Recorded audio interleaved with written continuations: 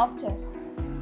મારો તો ફ્યુચરમાં યુએસ જવાનો વિચાર છે, પણ ઇંગ્લિશ ના આવડવાથી ઇન્ટરવ્યૂની કલ્પના કરીને જ મને ડર લાગવા લાગે છે. તોય તું મહેસાણાથી અમેરિકા જવાના સફરની વાત કરી રહ્યો છે.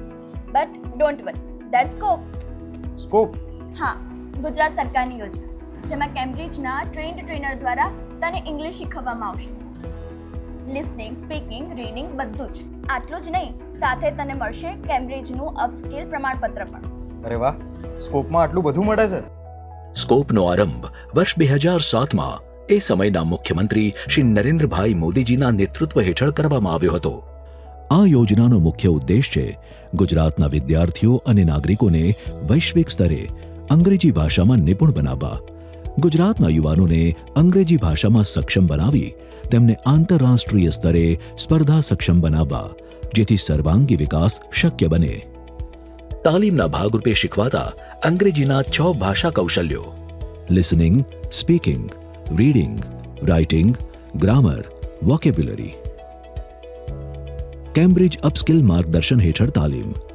કોર્સ શરૂ કરતા પહેલા CEFR લેવલ પ્રમાણે કેમ્બ્રિજ અપસ્કિલ પરીક્ષા, 80 કલાકની ટ્રેનિંગ, દૈનિક 2 કલાક. તાલીમ બાદ ફરી અપસ્કિલ પરીક્ષા. સફળતા બાદ કેમ્બ્રિજનું પ્રમાણપત્ર. ફી માળખું ₹1,935 વિદ્યાર્થીઓ માટે, ₹6,450 સામાન્ય નાગરિકો માટે. લાભાર્થી કોણ બની શકે? તમામ શાળાઓ, કોલેજો, યુનિવર્સિટીના વિદ્યાર્થીઓ. Arts, commerce, science, engineering, pharmacy, medical, management, ITI, PG.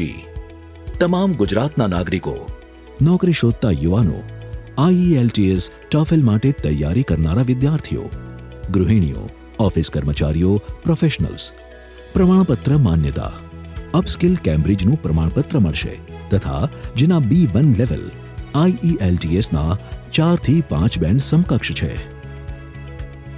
રાષ્ટ્રીય અને આંતરરાષ્ટ્રીય જોબ માટે ઉપયોગી. વાહ, આ યોજના IELTS અને TOEFL માટે પણ ઉપયોગી બનશે.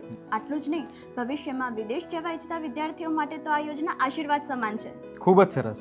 આજના યુગમાં ઇંગ્લિશમાં કોન્ફિડન્ટ હોવું બહુ જ જરૂરી છે. સાચી વાત. આજકાલ દરેક ફિલ્ડની અંદર ઇંગ્લિશ આવડવું બહુ જ ઇમ્પોર્ટન્ટ છે. એટલે જ તો સરકાર આપણા જેવા વિદ્યાર્થીઓ માટે આગળ વધી રહી છે. બસ આપણે જ પગલું લેવાનું છે. સાચું કહ્યું. ચાલ હવે તું પણ પહોંચી જા તારી કોલેજના સ્કોપ કોર્ડિનેટર પાસે અને રજિસ્ટ્રેશન કરાવી દે. સાંભળ, જો વિદ્યાર્થી હોય તો તેઓએ તેમની કોલેજના કાર્યરત સ્કોપ કોર્ડિનેટરનો સંપર્ક કરી રજિસ્ટ્રેશન કરાવી શકે છે. જો તમે વિદ્યાર્થી ન હોવ તો તમે સીધો સંપર્ક કરી શકો છો. હું તો ચાલ્યો મારું રજિસ્ટ્રેશન કરાવવા. Step in with scope, step out with confidence.